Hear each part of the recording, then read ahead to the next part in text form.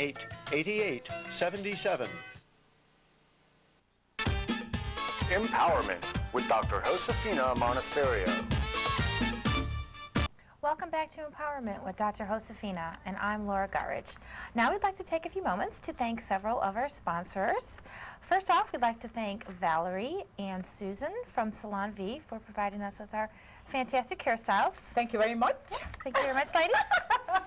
And then, of course, Jasmine's Boutique for providing Josefina with her lovely outfit and jewelry. Look, it's very loud. That looks fabulous on you. I like these big things. I'm used to seeing her in short mini skirts, so this is unusual. They are located on Ocean Drive, and they're still having the sale, so please go in there, ladies, and check out the sales. And, of course, you're welcome to bring your little pooch. Yes. She welcomes your little dog in there, too. So sweet. Today's lesson, sense of alignment. Yes. I love that because, you know, we really don't think about that. You know, like in the lesson you talk about how the earth is in balance and nature has to have a balance, and we do too as individuals. We're part of that universe. And when you look outside, you look, everything is in balance. Everything in the universe, starting from the big stars, you know, and you come down to your body, the cells in your body, in beautiful balance. So when you get ill, you get sick because something goes out of balance. Right. So, you know, we have to learn, and especially in these times of life, it's so crazy, we have to learn how to get ourselves back into alignment because it's very important for your health. I mean, it's part of, it's part of being healthy. Right, and you also talk about how we have a natural tendency, our bodies have a natural tendency to be healthy. You did your study. I sure did. Of course I did. I want to be prepared. Oh, yes. And so that makes it easy on us because, you know, we're already set up to tend to be healthy. We just have to stay on course and not upset that natural tendency. Well, Laura, and that is such a great point because the beautiful thing about the human machine, the human body, is that what you say, it always has the tendency to balance, harmony, health, vitality, energy. So when you are lacking of this power of life, that energy, that passion, that balance, is because your energies are out of whack. Is that how you say it? Out of whack. Yes, out of whack. Equilibrium. Equilibrium. I think you got it right that time. Equilibrium. That. You need that. You need balance. You need alignment. So it's very important that you work every single day from the time you get up in the morning until the time you go to sleep at night, that you make sure that you're always aiming towards that purpose, towards that goal. So is it always on your mind, really, when you wake up to the time you go to bed, your health and your vitality? It's always there. You're always thinking about it. Because you set your day that way. You allocate time for exercise. Right. You allocate your time for eating your meals. You allocate the time for resting, meditation, prayer. That is part of your routine. So when human beings are not practicing that ritual, is that right? Yes, ritual. Ritual, then you get out of balance. So it has to, you know, when we talk about being on purpose, one of the main things being on purpose is that you have to make sure that you're taking care of the most wonderful thing that you have, which is your health. Exactly. So yes, it's part of your daily routine. So even people that work 8 hours, I mean, you still can fit that in there because you have lunch in that time, so you can make sure you're thinking about the right lunch, and then exercise right after or right before work. Exactly. So that's no excuse just because you have to work 8 hours a day not to be always thinking about your health.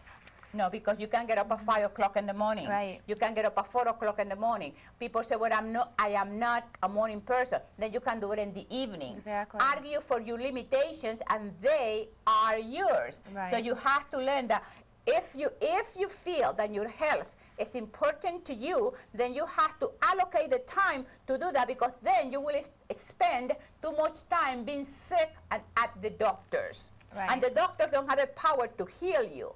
They can prepare the terrain, the environment to help you, but your body will do the healing if you take responsibility for your health. You got me going. Now I'm mad.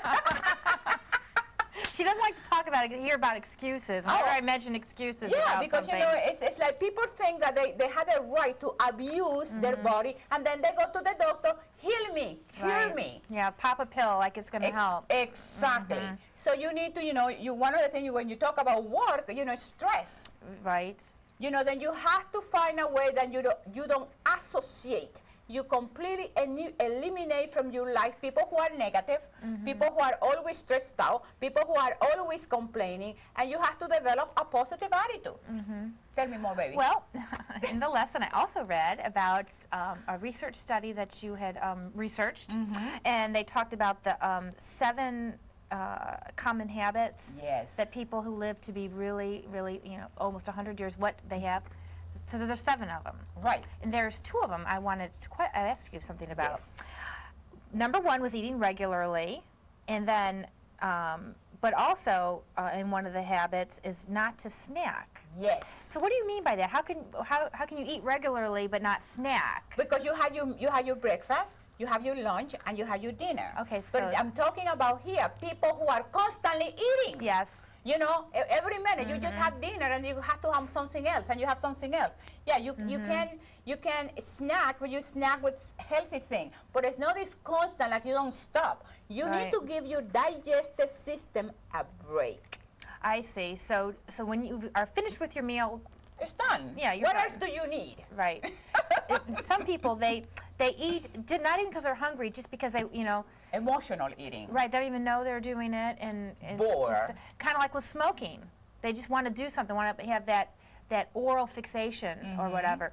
But that is one of the other ones, not to smoke, of course, since some of them are very obvious, and moderate consumption of alcohol. So what would you consider as moderate consumption of alcohol? A glass of wine? One glass of wine a day, you know, with your dinner.